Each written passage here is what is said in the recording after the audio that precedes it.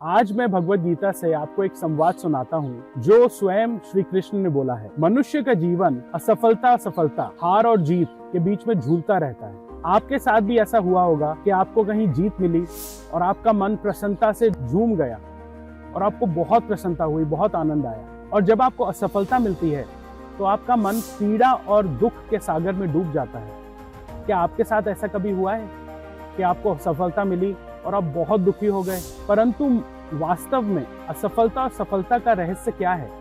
इससे बाहर निकलने का रहस्य क्या है? कृपया ध्यान से सोचिए। ये केवल एक मनस्थिति मात्र है हमारा। सफलता और असफलता स्टेट ऑफ माइंड है। ये बोला है श्री कृष्ण ने। हमारी पराजय तब नहीं होती जब हमारा शत्रु विजय प्राप्त कर ले। हमारी पराजय तब होती है जब हम हार मान लेते हैं। हम असफल तब नहीं होते जब हम लक्ष्य को प्राप्त नहीं कर पाते। हम असफल तब होते हैं जब हम खुद से ही हार मान के बैठ जाते हैं और प्रयास करना बंद कर देते हैं। इसलिए प्रयास करते रहिए और हार नहीं मानिए, क्योंकि जिस दिन आपने हार को मानना स्वीकार करना बंद कर दिया, उस दिन जीत आपकी है। अभी मैंने आपके साथ शेयर किया श्री कृष्ण क्या बोलते हैं भगवद गीता में अबाउट हार और जीत, सक्सेस एंड फेलियर, असफलता और सफलता। अब मैं आपके साथ अपनी लाइफ से एक स्टोरी शेयर करूंगा जो कि सच्ची स्टोरी है मेरी लाइफ की, जिसके अंदर मैंने किस तरह से इस कॉन्वर्सेशन को अपनी लाइफ में अपनाया और बहुत जबरदस्त रिजल्ट पाया। सो ये बातचीत है, ये कॉन्वर्सेशन है 2020 की, आज से करीब 5 साल पहले, जब कोविड-19 की वजह से लॉकडाउन लग गया। और मैं एक उस समय ऑर्गेनाइजेशन में काम करता था, एक MNC में, ट्रेनिंग और डेवलपमेंट के डोमेन में। मैं वहाँ पे 2 रोल थे मेरे। एक मैं उनका सेल्स का हेड भी था, जहाँ पे मैं पूरे नॉर्थ इंडिया में उनके प्रोग्राम्स को सेल करता था और मैनेज करता था। और दूसरा मेरा रोल था कि मैं वहाँ पे प्रोग्राम्स भी लीड करता था as a coach, as a leader. तो क्योंकि हमारे सारे कोर्सेज बंद हो गए थे, लॉकडाउन लग गया था पूरे इंडिया में, तो उस टाइम पे हमारी ट्रेनिंग शुरू हुई to make these courses happen online. और हमारे सारे ट्रेनर्स, सारे सीनियर लीडर्स वो US में थे, तो US टाइमिंग के हिसाब से रात को हमारी ट्रेनिंग होती थी और दिन में जॉब होता था। तो कई दिन, कई महीने rather I would say almost 1 year तक मेरे को सोने को बहुत कम टाइम मिलता था और मेरी हेल्थ खराब होनी शुरू हो गई। Finances were not good because पिछले 3 से 4 साल तक हमारा बिजनेस इम्पैक्टेड हो चुका था और हमारे को फाइनेंशियल ग्रोथ भी नहीं मिल रही थी। तो उस टाइम पे मैंने इस भगवद गीता की कॉन्वर्सेशन को ध्यान में रखते हुए मैंने अपनी लाइफ में आगे बढ़ा और मैंने ये देखा कि मेरे को रुकना नहीं है, हार नहीं माननी है। मैंने बहुत मेहनत करी और मैंने एक जॉब ढूंढा, एक दूसरा जॉब जिसके अंदर मेरे को ज़्यादा सैलरी मिल रही थी और कम मेरे को टाइम स्पेंड करना पड़ रहा था। उस जॉब को करते हुए मेरे पास इतना टाइम होता था कि मैं शाम को बिजनेस कोचिंग, लाइफ कोचिंग के सेशन स्टार्ट कर सकता था ऑनलाइन। और मेरे को ये बात बहुत दर्द लगता था उस टाइम पे कि मैं अपना बिजनेस स्टार्ट करना चाहता हूँ सो दैट मैं फाइनेंशियली इम्प्रूव कर सकूँ, लेकिन मैं नहीं कर पा रहा था। और उसका रीज़न ये था कि मैं पिछले 22 साल में से जॉब्स में था। मैंने 2 जॉब किए पिछले 22 साल में और मैंने कभी बिजनेस नहीं किया।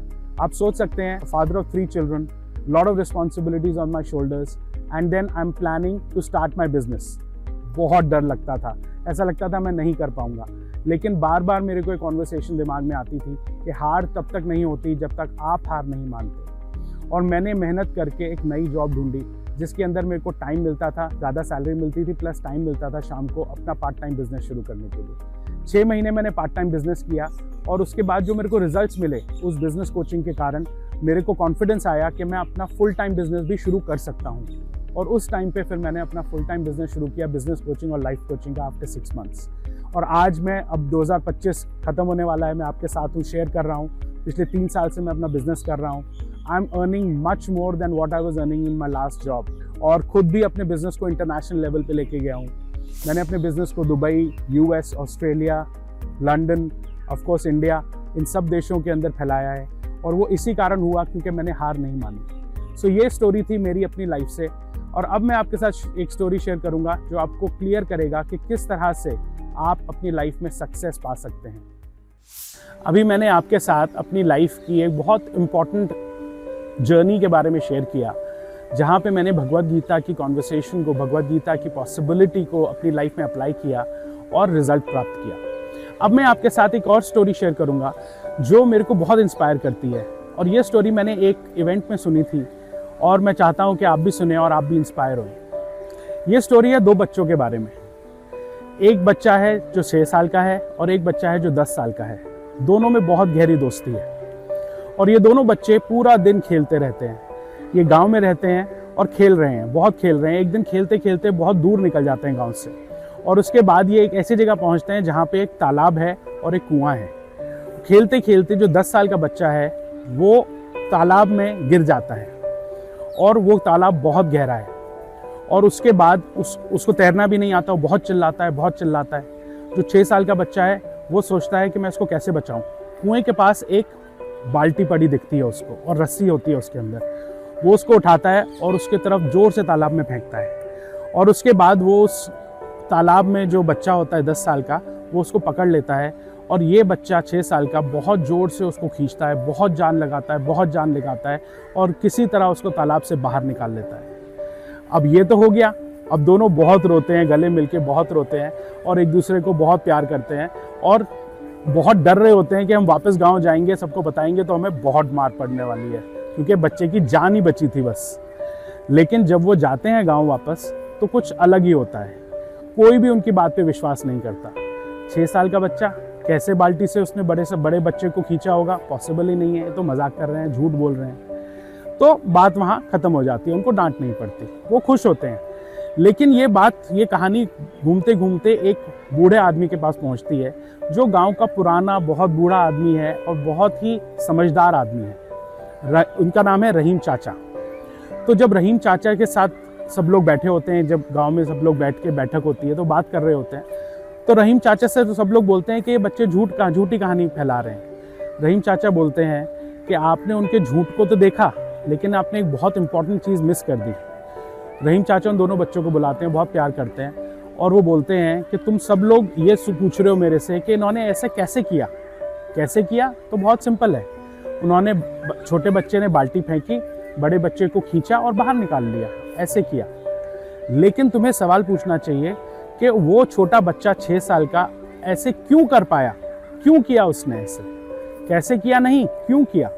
उसने इसलिए किया क्योंकि जब उसने आसपास देखा वहाँ पे कोई नहीं था, कोई भी उसको बोलने वाला नहीं था कि तुम ये नहीं कर सकते। और वो खुद भी नहीं सुन रहा था अपनी उस समय कि मैं नहीं कर सकता। वो सिर्फ और सिर्फ प्रयास कर रहा था और उसके लिए सिर्फ एक ही टारगेट था कि मेरे को उसको बचाना है, और उस सिचुएशन में उसने उसको खींचा।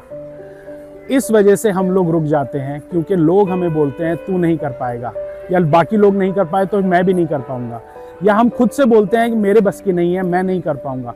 हमें उस कॉन्वर्सेशन को तोड़ना है, हमें उस अपनी थॉट्स में जो कॉन्वर्सेशन आती है उसको हटाना है। और श्री कृष्ण की बात को याद रखना है जब वो बोलते हैं हार तब तक नहीं होती जब तक आप हार नहीं मानते, आप तब तक नहीं हारते जब तक आप हार नहीं मानते। So always remember, you are a winner and you will never fail till the time you will not say that I failed. So I want to complete this conversation here. मैं इसको यहाँ पे समाप्त करता हूँ और मैं होप करता हूँ कि इस कॉन्वर्सेशन से आपको इंस्पिरेशन मिले और आप आगे जाके वो रिजल्ट्स प्राप्त करें जो आपको चाहिए, और प्रयास करते रहिए, प्रयास से ही रिजल्ट्स मिलेंगे। Thank you so much for listening.